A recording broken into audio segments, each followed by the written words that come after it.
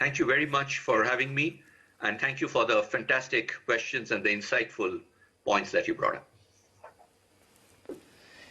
Okay, I'm going to change gears with a one word on the market. Markets are not going anywhere. The bias seems to be negative. So between yesterday's high, which we hit, let's say on Tuesday afternoon to today, I think it's been a gentle glide, so to speak. It's not been any kind of a crash landing. Shrikant Joshi joins us, CEO and Managing Director of L&T Realty. Mr. Joshi, good morning. Thank you for joining us. I must say that where I live in Bombay, the building next to my building, it's a new building, which is getting constructed by L&T. So my day starts with looking at the L&T logo, and it's a great feeling. What's happening in the real estate? Thanks, Nikunj. What is happening in the realty market? There are all indicators which are pointing to demand revival. But if I look at the affordability index and then I weave in the interest rate component, then will this upward trend last? Yeah, Nikunj, thanks for inviting me, and nice. I think most Bombayites get up and see L&T somewhere in their course of the day. We are doing so much work for the city. Coming to the real estate space, the industry has come through harsh times like the people due to COVID. But the bright spots, Nikunj, last 4 or 5 years, the real wages have been up. The affordability index at its best till 6 months back from now. And people in COVID time realized, husband, wife, both working, kids also wanting to work online, have realized the need for their own home and a little larger home, which is why you see that last 5-6 months, there has been a great revival in the residential part of the portfolio.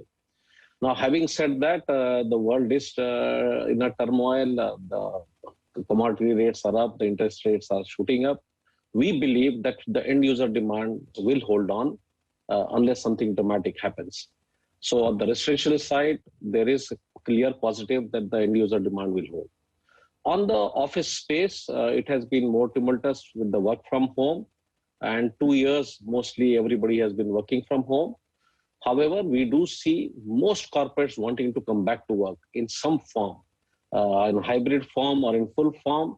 And we do see that it will be a positive year going forward from here. The models will settle down by industry, but most industries prefer to work from office. Some will go through hybrid route, but the positiveness of that will continue. The retail has come back. The footfalls are back to pre-COVID levels, and we do see the activity in that kind. So all in all, we are in a positive space as of now.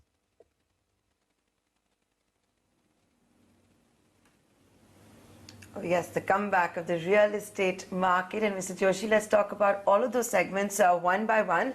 Nikunj was just saying how when he's around and he sees buildings being built all over by L&T. Recently, L&T Realty has announced not 1, not 2, but 3 residential projects, which will span 4.5 million square feet. Projects that are going to be worth almost 8,000 crore rupees. We're talking about in prime South Mumbai as well as in Thane. We don't know who the developers are. Those details have not been shared. Tell us more about these projects. You know, we're talking about nearly 5 million square feet in Mumbai.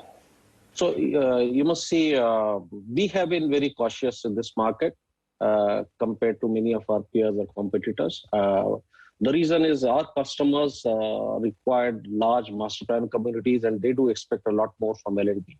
So we are very, very choosy about the projects we take. So these projects, of course, as you see, a great consolidation has been happening in this field after RERA has come in.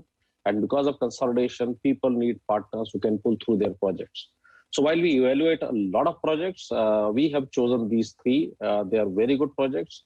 They are in line with what we have done. We have done in Parel Crescent Bay, which has come out an outstanding development.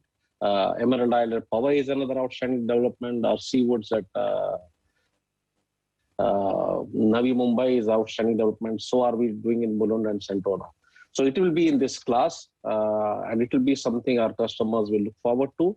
And it is something we are happy and proud to do.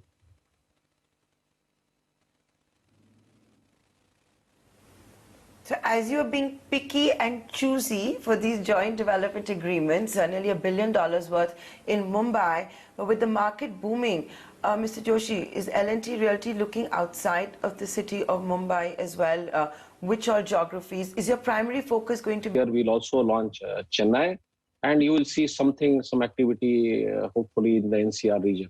So we will be largely west and south with some key developments up north. So that is part of our residential portfolio. Commercial also we are very, very big. We have developments going on in Bombay. We have developments going on in Bangalore and in Chennai as well. The size there are large and huge. So we are on both these sides. We do retail also. We do some of the best retails, but it is not our strategy to continue to hold on the retail. As you can see, we did the L&T Mall, which still is one of the best malls in the country. We have done an outstanding mall at Seawoods in Bombay. We have done 3-4 malls at Hyderabad, and that's a space we understand. But we build for the communities and then we exit. We are not in the running of those malls. So on all the 3 parameters, we are fairly there, and we will be growing all the 3 portfolios. How will the commodity surge, first the surge and now the decline, play into pricing for L&T? Yes, that's a very good question. It has been very fast, tumultuous, and when it happened, nobody knew where it will end. So at least it's not going all the way, and there is some volatility though, but kind of range bound. But it has hurt all the developers. It has not yet been possible to pass on the entire price increase, but we have taken some steps to pass on partially those price increase. This is another reason why the market is still positive, because the customers do realize that the prices are going to go up. How the future unfolds, we have to see, because nobody can say when will the wars get over or what will happen to the oil price or the gas price in the future. So we have to wait and watch and do as much as possible in the interest of demand as well as supply. So we have been cautious. We have taken some price increases. The industry has taken some price increases, but they are far from passing the entire burden as of today. Sure. Okay, Mr. Joshi, great to have you on the show. And I must tell you that some of the views on the higher floors of Crescent Bay, it almost seems like you're staring at Manhattan skyline in New York.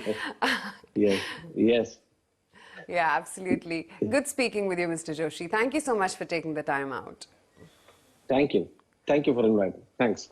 Okay, let's hear it out then from Vineet S. Jain, I beg your pardon, MD and CEO at AGEL. More diversified shareholder space.